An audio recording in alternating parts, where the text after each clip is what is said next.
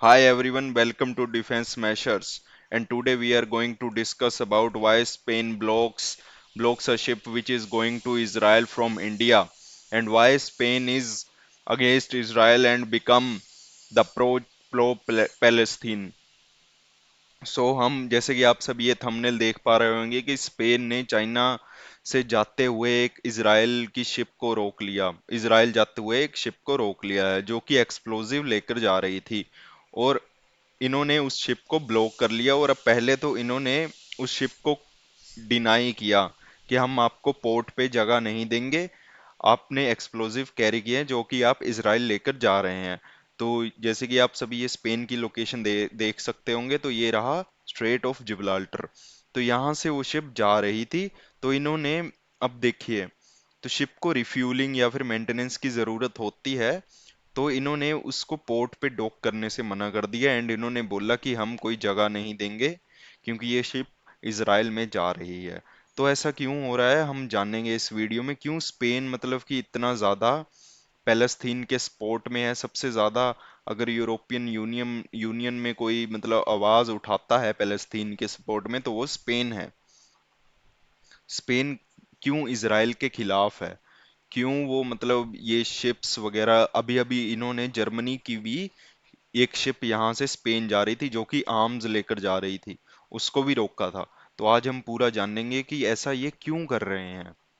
तो चलिए शुरू करते हैं। तो जैसे कि आप सभी को पता होगा कि ये रहा स्पेन। अब स्पेन का क्या है, स्पेन के यहाँ पे पड़ती है स्ट्रेट ऑफ जिब्राल्टर, ये काफी पतली सी है।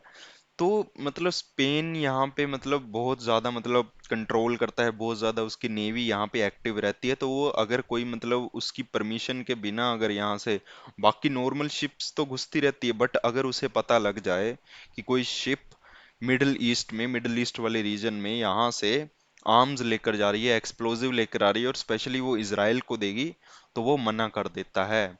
सीधा सीधा वो मना कर देता है।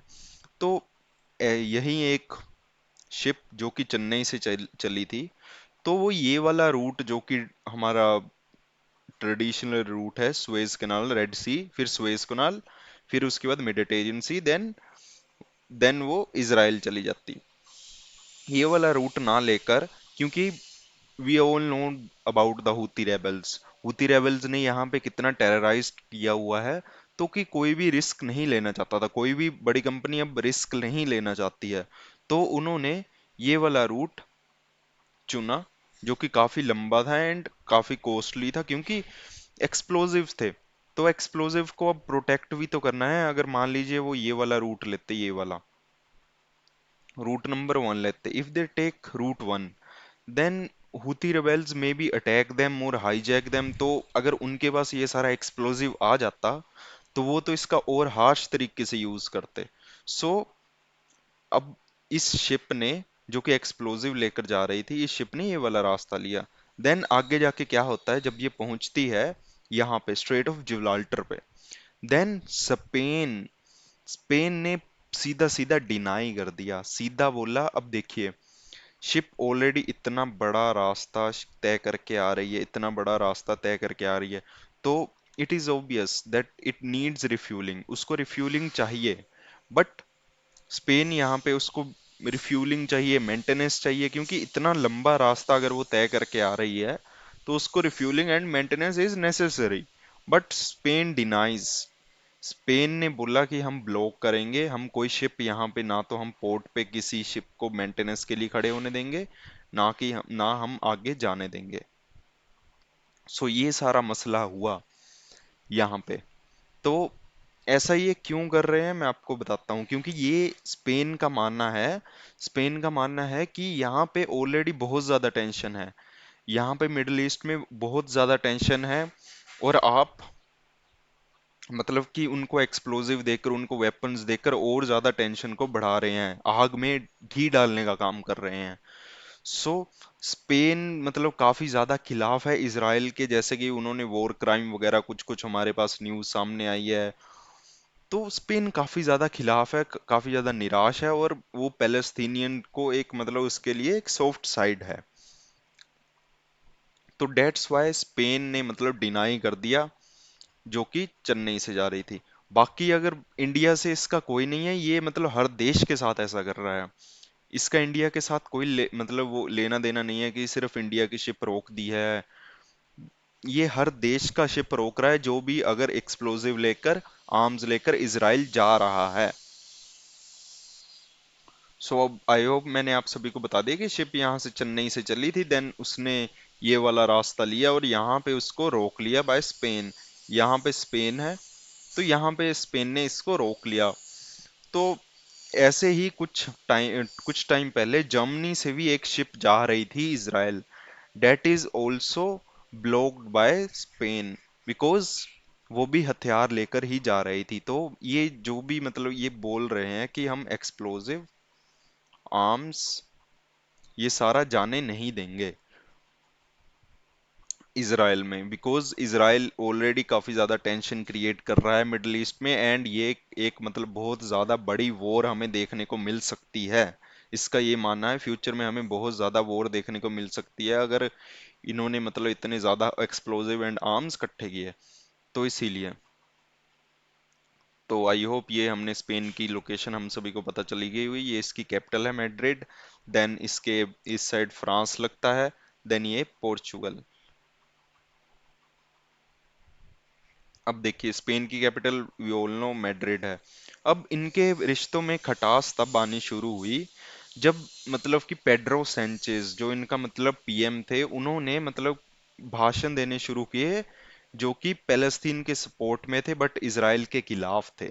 और वो भाषण थे कुछ ऐसे कि मतलब वही जो मैंने आप सभी को बताया है कि इसराइल ने काफी ज्यादा टेंशन क्रिएट की है, काफी ज्यादा वॉर क्राइम्स किए हैं जिनमें काफी ज्यादा मतलब इनोसेंट्स मारे गए, काफी बच्चे मारे गए हैं, तो उनको हथियार नहीं देने चाहिए। तो इसका ये मानना है। बट तो उसके बाद क्या होता है, इसराइल जो है, इसराइल अपना जो मतलब रिकॉल कर लेता है एम्बेसडर जो कि स्पेन में होता है, जो कि मतलब एक काफी ज्यादा मतलब वो वाली बात होती है। तो ये एम्बेसडर अपना रिकॉल कर लेता है। चलिए अब हम जानेंगे कि इंडिया और स्पेन के क्या रिलेशन है। आई होप आप सभी को ये तो समझ आ गया होगा कि स्पेन का क्या कहना है, स्पेन मतलब क्यों मतलब उसकी साइड ले रहा है इतनी ज्यादा। तो अब हम लोग जानेंगे कि स्पेन एंड इंडिया के रिलेशन, स्पेन एंड इंडिया के रिलेशन। सो ये relationship between India and Spain is established in 1956 when the when the both countries are decided to appoint their ambassador in their countries. So यहाँ से रिश्ते की शुरुआत हुई है 1956 से, जब दोनों देशों ने आपसी सहमति से बोला कि हम दोनों मतलब दोनों एक दूसरे की कंट्री में अपना एम्बेसडर, अपनी एम्बेसी एस्टेब्लिश करेंगे। सो यहाँ से सब कुछ स्टार्ट हुआ, एंड ये काफी मतलब अच्छा दोस्त है इंडिया का। एंड जब इस जो फर्स्ट विजिट हुई है इंडियन प्रेसिडेंट की, तो वो 2009 में हुई है। And Spain is the seventh largest trading partner from the EU, seventh largest trading partner है ये इंडिया का इन यूरोपियन यूनियन में। तो इसलिए ये इतना ज्यादा मतलब वो इम्पोर्टेंट हो जाता है एंड स्ट्रेटेजिक एंड और ये जियोपॉलिटिकली तो इम्पोर्टेंट है ही, क्योंकि ये एक ऐसी लोकेशन पे है, यहाँ पे गेटवे है। Spain is the gateway. अगर कोई एशिया से if we want to ship ship our मतलब कोई भी सामान, कोई भी goods, so we need to pass through Suez Canal, then Strait of Gibraltar. Otherwise, if we do not have a access of Strait of Gibraltar, then we have to do this traditional, this old, जो कि Suez canal से पहले का था, तो वो वाला बड़ा रूट लेकर जाना पड़ता अगर हमें फ्रांस कोई शिपमेंट देनी है, कोई यूके देनी है। बट स्पेन मतलब काफी अच्छा दोस्त है एंड हम इजीली ये सारा कुछ वो कर सकते हैं। देन इसीलिए स्पेन को इतना ज्यादा ये जियोपॉलिटिकली इंपॉर्टेंट बनाता है। जैसे देखिए इन्होंने इसराइल का रोक लिया, इसराइल का रोक लिया, इंडिया का तो ये दोस्त है इसलिए इंडिया को कुछ नहीं बोल, मतलब इंडिया को कुछ नहीं, किसी भी कंट्री को कुछ नहीं बोल रहे, बट इसराइल जो भी शिपमेंट जा रहा है उसको ये रोक रहे हैं। जो तो चलिए, स्पेन जो है वो 15th लार्जेस्ट पार्टनर है जो कि एफडीआई देता है, जो कि फॉरेन डायरेक्ट इन्वेस्टमेंट होती है इंडिया में। तो ये 15th लार्जेस्ट जो कि एफडीआई देता है। एंड इंडिया भी एक्सपोर्ट करता है स्टील, आयरन और inorganic chemicals, marine products and leather goods. तो कि अब देखिए, मतलब यहाँ पे स्पेन में काफी मतलब अच्छी खासी पॉपुलेशन है इंडियंस की। मतलब इतनी ज्यादा तो नहीं है as compare to other countries, but still 8,000 लोग मतलब इंडियंस रहते थे अप्रोक्सीमेटली इन 2001, जो कि बढ़कर 2015 तक 33,000 हो चुकी है according to Spanish analysts. And इन दोनों देशों के बीच काफी ज्यादा बायलेटरल एग्रीमेंट्स भी हुए हैं, जैसे कि agreement on trade and economic cooperation, ये काफी इंपॉर्टेंट एग्रीमेंट था। And extradition treaty. So I hope आप सभी को पता होगा कि ये समझ आया होगा कि ये शिप को क्यों रोका गया एंड क्या इसके पीछे मंशा थी स्पेन की। तो चलिए, थैंक यू।